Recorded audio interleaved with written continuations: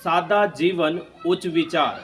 पुराने समय में बहुत बड़ी संख्या में लोग इस विचारधारा से जुड़कर मंजिल मुकाम को हासिल करते हैं। कहीं न कहीं जीवन तो सादा था, लेकिन जब बात विचारों की आती है, प्रतिभा की आती है, तो वो बहुत ही उच्च कोटि की पाई जाती थी। लेकिन आज के दौर में खास तौर पर नौजवान दिखावे की ओर अग्रसर हैं। कहीं न कहीं दिखावे को बढ़ावा दिया जा रहा है और ये भी माना जाता है कि जहाँ पर दिखावा होता है, बहुत हद तक संभावना है कि वहाँ पर जो प्रतिभा है वो बिल्कुल विलुप्त हो जाती है, ना के बराबर होती है। साथियों, आज घटना कहानी एक ऐसे व्यक्ति की जो अपनी प्रतिभा से व्यक्तित्व बन गया, शख्स से शख्सियत बन गया और कहीं न कहीं आज देश दुनिया में एक मंजिल मुकाम को हासिल करे बैठा है। बहुत बड़ी संख्या में लोगों के लिए प्रेरणा स्रोत बने बैठा है। और साथियों, आप लोगों को भी बहुत कुछ सीखने समझना चाहिए उस व्यक्ति से जिसने गरीबी से निकल करके एक अलग ही मुकाम बनाया। तो नमस्कार, आदाब, सत श्री अकाल, राम राम साथियों। मैं हूं आपका अपना सुशील कश्यप हरियाणा से और आप सब साथियों का मैं सर झुका करके स्वागत करता हूं, हार्दिक अभिनंदन करता हूं आज की एक और नई घटना कहानी में, जो कि आधारित है एक सच्ची घटना पर और संबंधित है भारत के प्रदेश उड़ीसा से। दरअसल उड़ीसा प्रदेश का एक छोटा सा ज़िला है और उसी ज़िले में ही एक गांव है जहां से संबंधित एक शख्स 1950 में जन्म लेता है और नाम रखा जाता है हल्दर नाग। मात्र तीसरी क्लास में ही स्कूल छोड़ना पड़ता है।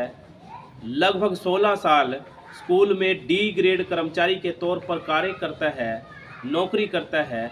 जगह जगह होटलों में बर्तन तक धोने पड़ते हैं। तमाम तरीके की मुसीबतों से दो चार होना पड़ता है, लेकिन फिर भी अपनी मेहनत और लगन की बदौलत अपनी प्रतिभा को कभी भी मरने नहीं देता, कभी भी उसको कम होने नहीं देता और 1000 रुपये का लोन लेकर स्कूल के बाहर किताब की दुकान खोलता है और जो भी समय मिलता था कहीं ना कहीं अपनी उसी लगन मेहनत में जुट जाता था, कहीं ना कहीं अपने सपनों को साकार करने में लग जाता था। और देखते ही देखते उसके द्वारा लिखी गई रची गई वो रचनाएं लोकल पत्रिका में प्रकाशित हो जाती हैं और कब वो देखते ही देखते चर्चा का विषय बन जाता है, खुद उसको भी पता नहीं चलता। कोसली भाषा में रचित वो रचनाएं हर गांव गली नुक्कड़ चौराहे पर चर्चा का विषय बन चुकी थी और देखते ही देखते हल्दर नाग ना रहकर एक शख्सियत बन चुका था, हर गांव गली में पहचाना जाने लगा था। आज की बात करें तो हल्दर नाग की तमाम वो रचनाएं लोगों को मुँह ज़बानी याद है और जब हल्दर नाग से इस सिलसिले में इस बात की जाती है तो हल्दर नाग भी कहते हैं कि जितनी भी रचनाएं उन्होंने लिखी हैं सारी की सारी उनको मुँह ज़बानी याद है, मुँह ज़बानी स्मरण है। हल्दर नाग को उनकी प्रतिभा को देखते हुए दिल्ली के राष्ट्रपति भवन से फ़ोन आता है कि आपको राष्ट्रपति के द्वारा पद्म श्री अवार्ड से सम्मानित किया जाना है। और उस समय भी हल्दर नाग बहुत ज़्यादा चर्चा का विषय बन जाते हैं, ये बोलकर ये कहकर कि साहब जी, मैं बहुत खुश हूँ, आपका शुक्रगुजार हूँ कि आपने मुझे इस लायक समझा, इस सम्मान के लिए चुना, लेकिन मैं मजबूर हूँ, निराश हूँ, ये कहते हुए कि मेरे पास दिल्ली तक आने का भी किराया नहीं है। तो कहीं ना कहीं तमाम सोशल मीडिया चैनल्स हों, चाहे वो प्रिंट मीडिया है, चाहे इलेक्ट्रॉनिक मीडिया है, देश के बड़े बड़े चैनलों पर इसी विषय पर डिबेट की जाती है, बहस होने लगती है कि आखिरकार इतनी बड़ी प्रतिभा का धनी व्यक्ति जो कि कोसली भाषा का बहुत बड़ा कवि है, आखिरकार इस गरीबी में, लाचारी में जिंदगी कैसे गुजर बसर कर रहा है।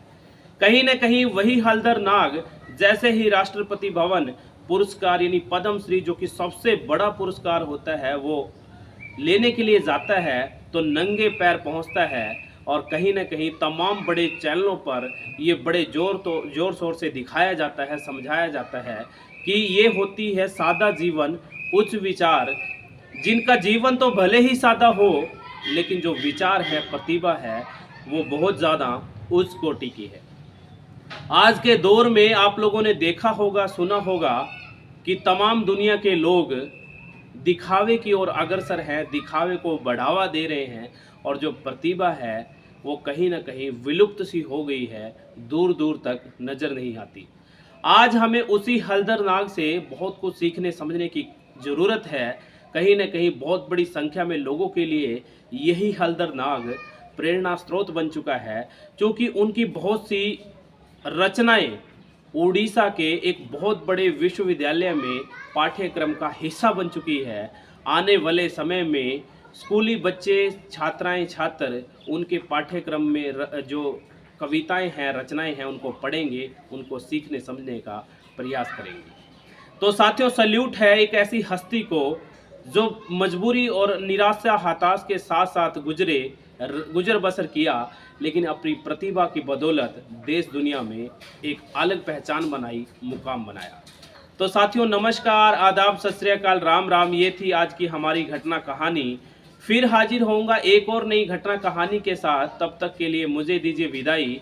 आपको बताता चलूं कि ये घटनाओं का, कहानियों का जो सिलसिला है वो लगातार जारी है। इनको सुनाकर, बताकर हमारा कोई मकसद आपका दिल दुखाना नहीं है, बल्कि आपको जागरूक करना है, प्रेरित करना है, ताकि कोई भी घटना कहानी आपकी ज़िंदगी में घटे, आप अपने आप को आगाह कर सकें, प्रेरित कर सकें, जागरूक कर सकें। कहीं न कहीं आप अपने अंदर तमाम तरीके की तब्दीली, परिवर्तन ला सकें। आप यदि हमें हौसला अफ़ज़ाई करना चाहते हैं, सहयोग सपोर्ट करना चाहते हैं, तो कहीं न कहीं आप हमें सब्सक्राइब कर सकते हैं, लाइक कर सकते हैं, शेयर कर सकते हैं। यदि कोई आपकी प्रतिक्रिया है, सवाल जवाब है, उसका भी हमें हर बार इंतज़ार रहता है। कमेंट बॉक्स में आप कोई भी सवाल पूछ सकते हैं, कोई भी प्रतिक्रिया दे सकते हैं। बहुत-बहुत धन्यवाद।